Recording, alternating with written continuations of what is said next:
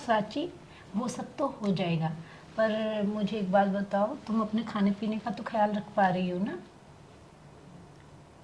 हाँ दीदी, मतलब कुछ खास नहीं, जैसे भी है पहले बच्चे का खिला देते हैं, फिर जो भी बच खुच जाता है वो लोग वो मुझे खाते हैं। पता था ऐसी स्थिति में यही होता है, तो खाना पीना सबसे पहले छूट जाता है ढंग से। तो साची ये नहीं करना है ना? आपको याद होगा मैंने आपको डाइट चार्ट साझा किया था, तो उस डाइट चार्ट का जो कि ये है, इस डाइट चार्ट का ज़रूर आप अनुसरण करती रहें। मैं ये नहीं कह रही हूँ कि बाहर से कोई महंगी चीज़ें लानी है, मैंने पिछली बार भी आपको बोला जी था, जी जी। या फिर आपको कुछ खास चीज़ें लाकर खानी है। घर में जो चीज़ें मौजूद हैं, जो आमतौर पे रहती हैं, उन्हीं को समय से और उसमें अलग अलग ढंग से कैसे आप अच्छा खाना बना के खा सकते हैं, यही एक ज़रूरी चीज़ है। ख्याल ये रखना है कि पूरे पोषक तत्व आपको मिले, तो आपके बच्चे को भी मिलेंगे, है ना? जी तो आपका बच्चा और आपकी सेहत आपके खान पान पर बहुत निर्भर करती है। तो ऐसी स्थिति में आमतौर पे ये हो जाता है कि माएँ जो है इतनी चिंता में रहती हैं, ढंग से खाना पीना नहीं करती हैं, बिल्कुल। भूल जाती हैं, दिमाग कहीं और ही चला रहता है, फिर उसको घर के दूसरे लोगों के खाने पीने की ज़्यादा चिंता रहती है, उनको खिलाती हैं पहले, और फिर खुद वही जो आप कह रही हैं बचा खुचा बिल्कुल खाती दीदी, हैं। ऐसे ही तो हो रहा है मेरे साथ भी दीदी। हाँ, तो मैंने आपको बताया था कि आपको कैसे इसको का अनुसरण करना है, कि कब आपने कितना क्या खाया, उसके हिसाब से आपको यहाँ पर निशान लगाते जाने, तो आपको भी पता चलता रहेगा कि आप क्या कर रही हैं और कितना खा रही हैं और कैसा खा रही हैं। ठीक है? ठीक है दीदी, मैं कोशिश करूँगी करने की दीदी उसको।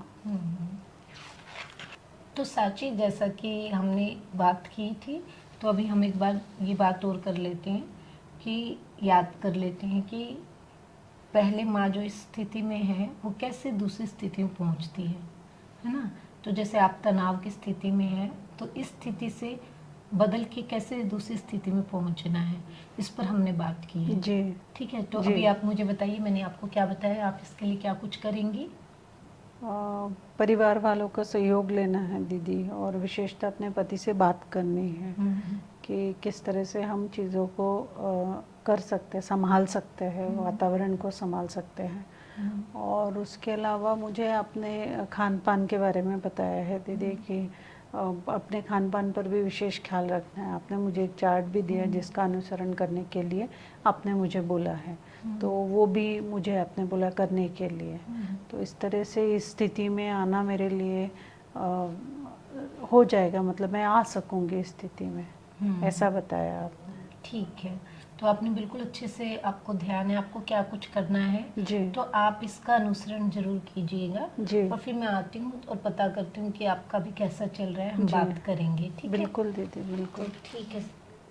हाँ साची, मैं ये तो भूल गई, आप अपने बच्चे का टीकाकरण तो लगातार ठीक समय पे करा रही हैं ना? हाँ दीदी, वो तो डॉक्टर साहब ने बोल दिया था उस दिन डिस्पेंसरी में कि आकर टीकाकरण करवा लेना, तो वो मैं करा रही हूँ दीदी। ठीक है, बिल्कुल हाँ सही है। तो समय समय पर बच्चे का टीकाकरण बहुत ज़रूरी है। ठीक है ठीक दीदी। है, वो बच्चे ठीक। के स्वास्थ्य के लिए बहुत ज़रूरी, तो एक भी टीका छूटना नहीं चाहिए। नहीं दीदी, ठीक नहीं, है ना बिल्कुल साची? सही दीदी। ठीक है, मैं चलती हूँ फिर। हाँ, जी दीदी। नमस्ते। नमस्ते दीदी।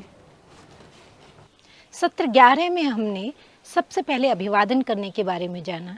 इसके बाद पिछले सत्र के बारे में संक्षेप में बातचीत करते हुए नए सत्र के बारे में शुरुआत करना सीखा। मूड रेटिंग स्केल, उसका महत्व और किस तरह से ये मूड रेटिंग स्केल माँ की मदद करेगा, इसके बारे में भी इस सत्र में जाना। डाइट चार्ट और टीकाकरण के महत्व के बारे में भी इस सत्र में हमने सीखा।